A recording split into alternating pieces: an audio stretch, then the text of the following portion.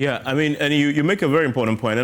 But Dr. Bombande, I need to ask you, one thing that does not add up for me, I mean, listening to my colleague in Togo, Gokuvi, this, he says, traces back to the constitutional amendment, and Chukwuemeka talks about term limits.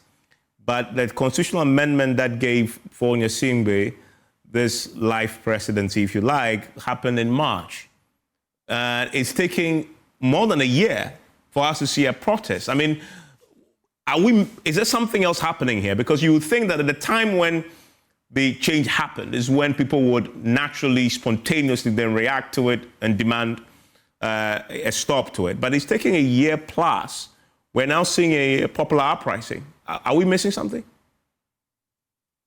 Thank you so much, Evans. I'm so delighted I can be with Dr. Eze, because in our conversation, he and I, we did great things in our various periods of leadership in WANEP. And a lot of it speaks to the question you are asking, also building on the summary that you made. Are we missing something? What I would want to do is to walk back to 2015. When President Mahama was president in his first term. And if you recall, the elections of 2015 were very violent in Togo. The one before that in 2010 was equally violent. But I'm bringing the 2015 into focus because that was when, as chair of ECOWAS, President Mahama mediated a transitional, if you call it, acceptance of what has happened, with the promise that there will be dialogue and there will be political reforms. So my first point is, if you want to know what is missing, it is rather a tragedy that the political elite think that the people forget the commitments they make for what we might call an appeasement that begins to look normal. And so your colleague in Togo talked about the fact that today the streets are quiet. What is missing to start with is the deception of what you see on the surface to be calm, and yet beneath it is the boiling anxiety, frustration, and tensions described by my good friend and colleague, Dr. Eze. Precisely because if we thought that for 1 year, Togo was calm, Togo was never calm. It was the latent volcano that was building up and ready now to explode.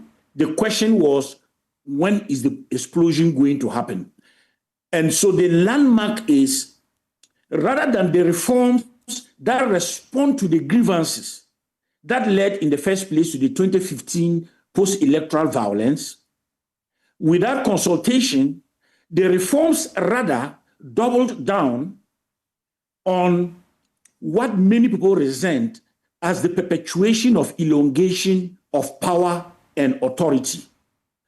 And it is now only the optics that change. But the optics do not mislead the people. And when I talk about the optics, what do I mean? Your colleague described it. Trying to move away from the executive system of government into a parliamentary system in which the president will no longer be directly elected by the people, but he'll be elected by the Constitution, by the Council of Ministers, who would invariably be predominant in the parliament and would always put the president, who now will transit to, we don't know exactly how to call it, prime minister or what name, perpetually. And so the 1 year period that you say was calm was waiting for the moment. And the moment is the constitution beginning to take hold with the next municipal election.